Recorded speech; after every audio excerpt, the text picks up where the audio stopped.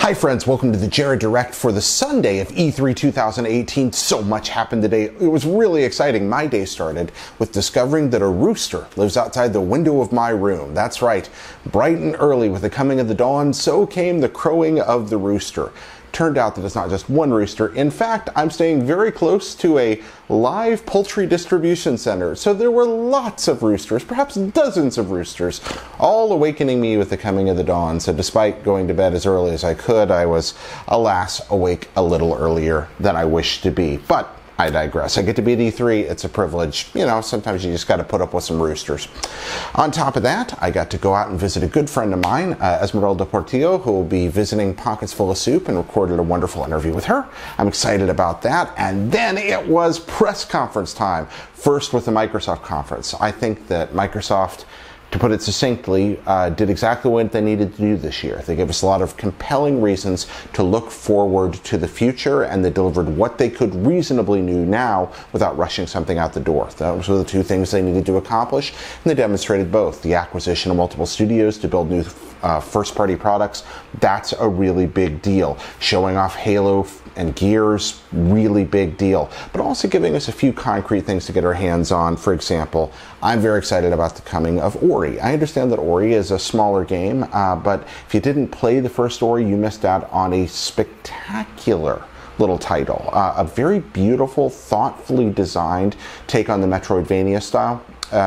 Really nifty game. Even if you don't think you're crazy about 2D platformers, give Ori a trial because it looks all kind of gentle and laid back, but actually it's a very, very well constructed and quite difficult precision platformer. It's very challenging. It has just the right amount of character customizations. You can kind of tweak the game to your play style in interesting ways. It handles backtracking smartly. It never feels like a chore. That's a really nifty game. And it's kind of got that Pixar knife twist in the gut to it at a time or two as well. We're just like, oh, this is cute. Prepare to feel pain for these things you care about. And I trust Moon to put together something great again. And even though it was only just a short trailer, it was really cool to see Cyberpunk, a game, for those of you who aren't familiar with it, which is, you know, CD Projekt Red's next big deal, the folks that make The Witcher. All three Witcher games are neat in different ways, and now with Cyberpunk they're moving in a completely different setting and direction, a very colorful RPG set in a spectacular dystopian future that's still got a lot of flair to it, based on, of all things, a tabletop role-playing game I used to play when I was younger. I'm really looking forward to this. I think CD Projekt Red has demonstrated that they can take big games and handle them in smart, interesting ways, and they have some of the best writing in all the business. Talk about your great quest design. And also games that do things like The Witcher 2, where they challenge just to play through a story and then play through the same story from the other side and have the enemies from one side become your allies in the next, and just all kinds of nifty things that those folks have put together. So yay. Those were the highlights of that conference for me. There's plenty of other stuff out there. That's hardly at all. I'm just being very, personal interest here. And then I spent the afternoon hanging out with my buddy Seth Macy from IGN, who's one of their newer employees, but somebody I've known since all the way back during the 1UP days when we were both freelancers at 1UP.com. Oh, that was a long time ago. Goodness. Then spent some time hanging out with my friend Chloe, went over to the IGN War Room for a while, watched the Bethesda conference with my friends there. That was pretty spectacular. I've used spectacular a lot tonight. Forgive the repeated adjectives, but it is really, really late, and perhaps my vocabulary has shrunk a bit with the hours of dawn creeping up here. Anyway, it was a really nifty conference. A lot of neat things to see there. Different people are going to find different things to pull from that. Obviously, the Prey announcement, that was a really cool surprise there. Rage looks interesting. I don't know if it's going to be for me or not, but I'm at least going to give it a try, I think. And the two big ones of the night that just jumped out at me in kind of a 1-2 punch. First, of course, Doom. And seeing a sequel to Doom, a proper, they use the term Doom sequel, a proper Doom 2, even though that's not the name, that was really glorious. Even though it was just a title screen and just some images there. By the way, if you hear a siren, that's off in the distance. That's not in your car or anything if you're listening to this in your car.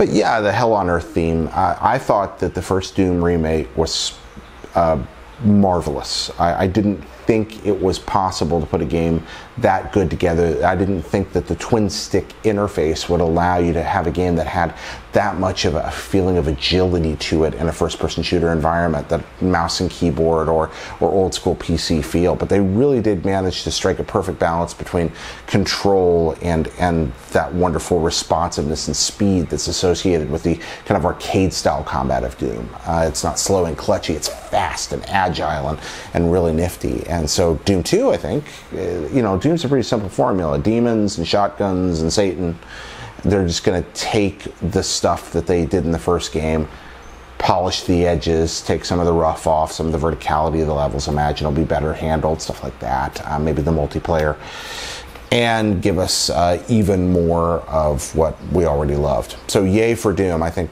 right now that's just about the most excited I am about anything at the show. And then of course Fallout 76. So I am not a huge online multiplayer person. It's something that I do less and less as I've gotten older.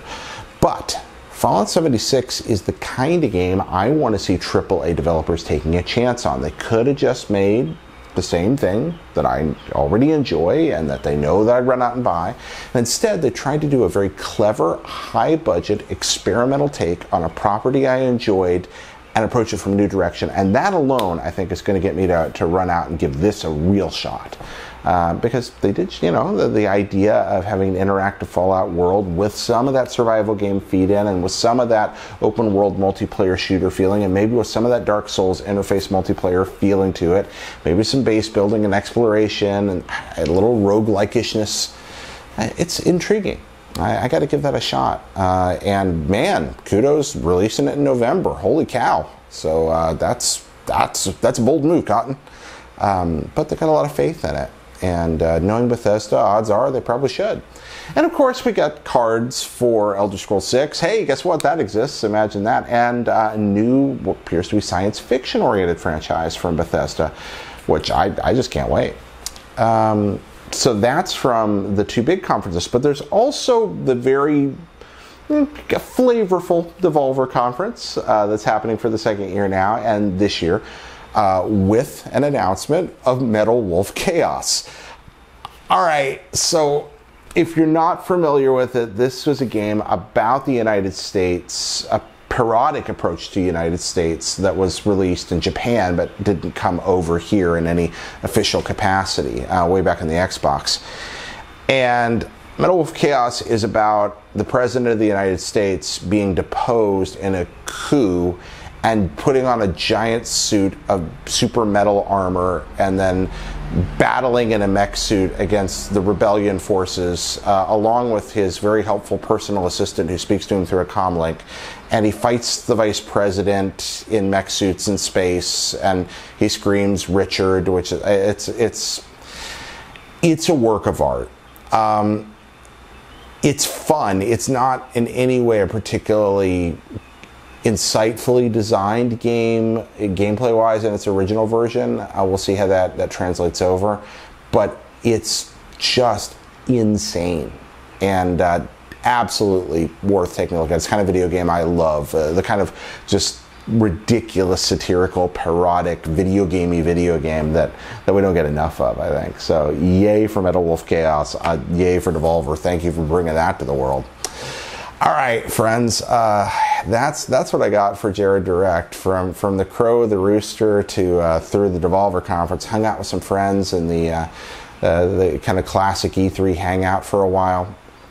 Tonight it was delightful. Just sat with a bunch of people I love and talked about life, the universe, and everything, and was reminded of how good so many humans can be, and how lucky and fortunate I am to have so many good ones in my life.